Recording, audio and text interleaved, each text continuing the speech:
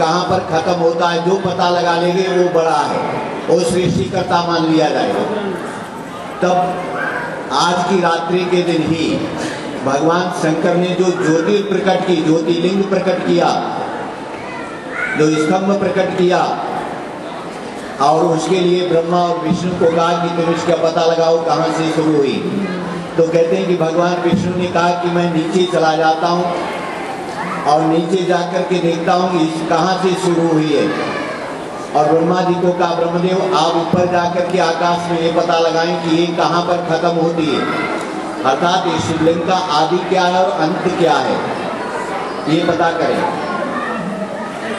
तो कहते हैं कि भगवान विष्णु नीचे गए और बहुत दूर तक जाने के बाद भगवान ने सोचा जो भगवान भोलेनाथ ने जिसको प्रकट किया उसका आदि और अंत क्या हो सकता है, क्योंकि भगवान का ना कोई आदि है ना अंत, अर्थात भगवान ना कभी बने और ना बिगड़ती, जिनका ना कभी प्रारंभ है ना कभी अंत है। इसलिए सृष्टि गोल है, गोल सृष्टि का कहाँ से शुरू होती कहाँ पर खत्म होती किसी को नहीं मालूम, जहाँ से शुरू कर लो वहीं पर आके खत्म हो जाएगी। जो गोल वस्तु होती है उसका कोई भी आदि अंत नहीं होता।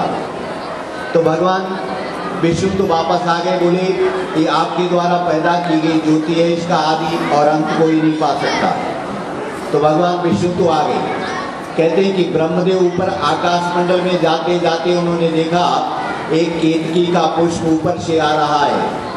तो उससे पूछा तुम कहाँ से आ रहे, बोले आकाश से तुमने इस ज्योति स्तंभ पैदा किया है, भगवान शंकर ने जो शिवलिंग पैदा किया इसका अंत देखा कहाँ पर समाप्त होता है। तो उसने कहा देखा तो नहीं है। तो ब्रह्मदेव ने कहा देखो मैं सृष्टि करता हूँ, अगर तुम ये कह दो कि तुमने देखा है तो मैं तुम्हें सृष्टि में सबसे उत्तम पुष्प बना दूंगा कि संसार में तुम्हारे द्वारा ही भगवान की पूजा हुआ करेगी, ऐसा पुष्प बना दूंगा।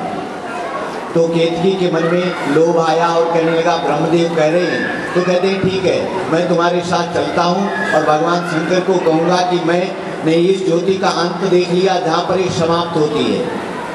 कुछ जगह वर्णन केवल केतकी पुष्प का आता है, कहीं कहीं वर्णन आता है गौ माता का भी, कि गौ माता को भी साक्षी बनाया, गवाही बना करके ब्रह्मदेव लाए और भगवान शंकर के आगे कहा ब्रह्मदेव मेरे पास 2 गवाह हैं जो ये कहते हैं कि मैंने जाकर के इस शिवलिंग का अंत देखा कहाँ पर ये समाप्त हो गया।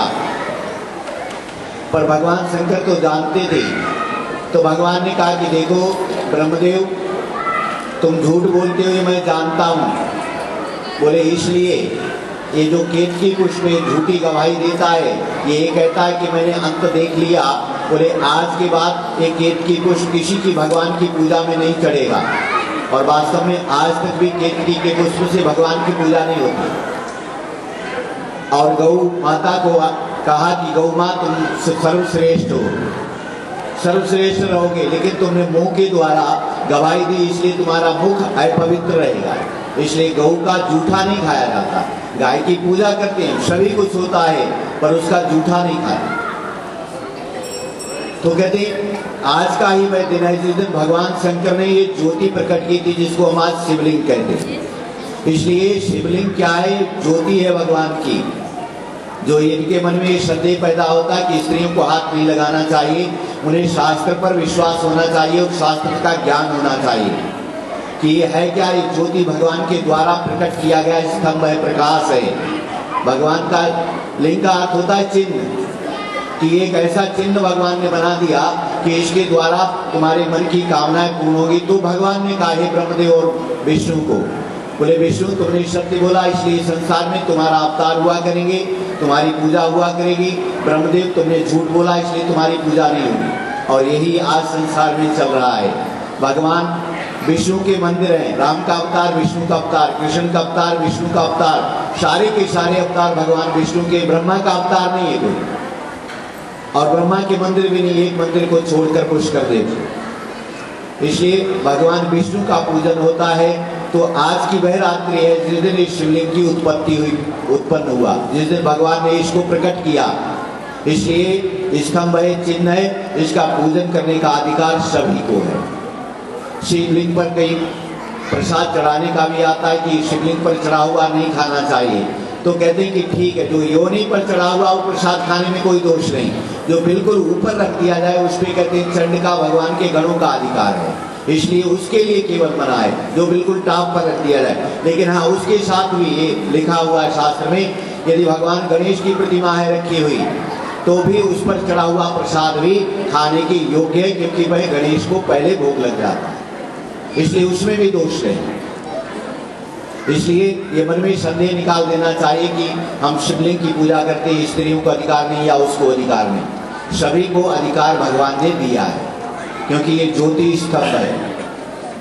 एक तो आज के दिन प्रकट हुआ, इसलिए इसका नाम है कल्याण की रात्रि। तो भगवान ने कहा आज इस स्तंभ को पैदा कर दिया, ज्योति को, अब सारे लोग आनंद पूर्वक पूरी रात पर्यंत इसका पूजन करो और आनंद मनाओ। आज के दिन जो ज्योति का पूजन करेगा उसके जीवन में प्रकाश ही प्रकाश रहेगा, उसके जीवन की समस्याओं का समाधान होगा, उसके जीवन में खुश आएगी, आनंद आएगा, सभी प्रकार की कामनाओं की पूर्ति करने की आज की रात्रि में शक्ति है।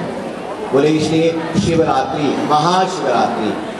दूसरी कथा ये भी आती है कि जब पार्वती ने देह को त्याग दिया और हिमालय की पुत्री से भगवान शंकर का विवाह आज की रात्रि को हुआ, इसलिए कि विवाह की प्रसन्नता के अंदर भी कि आज के दिन भगवान शंकर ने हिमालय की पुत्री से आज के दिन विवाह किया, ये भी आता है।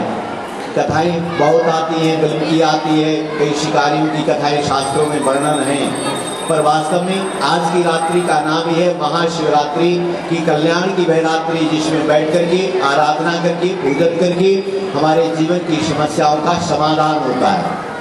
यदि जीवन में कोई कमी है, अभाव है, पूरी नहीं हो रही, तो आज के दिन रात्रि भर बैठ करके भगवान का चारों पहर पूजन किया जाए यदि श्रद्धा से, तो भगवान भोलेनाथ पूर्ण कर देते हैं। तो इसलिए 4 पहर का पूजन होता है, 12 बजे से पहले 2 पूजाएं, 12 बजे के बाद की 2 पूजाएं। तो इसलिए 4 पूजाओं का आज के दिन विधान, और भगवान शंकर को श्रद्धा से पत्र, पुष्प, जल, बिल्वपत्र जो भी हम अर्पण कर देते हैं, भगवान उसको स्वीकार करते हैं। भोलेनाथ है वो सभी कामनाओं को पूर्ण करने वाले। इसलिए आज की महाशिवरात्रि के दिन देवालय में बैठ करके हम जितना हो सके भगवान का जाप करें, दान करें, पुण्य करें और भगवान से आशीर्वाद प्राप्त करें। ये आज के दिन की विशेष भगवान की उत्पत्ति की कथा का वर्णन आता है। आगे अब और प्रोग्राम बच्चों के हैं, क्योंकि बच्चों ने कल स्कूल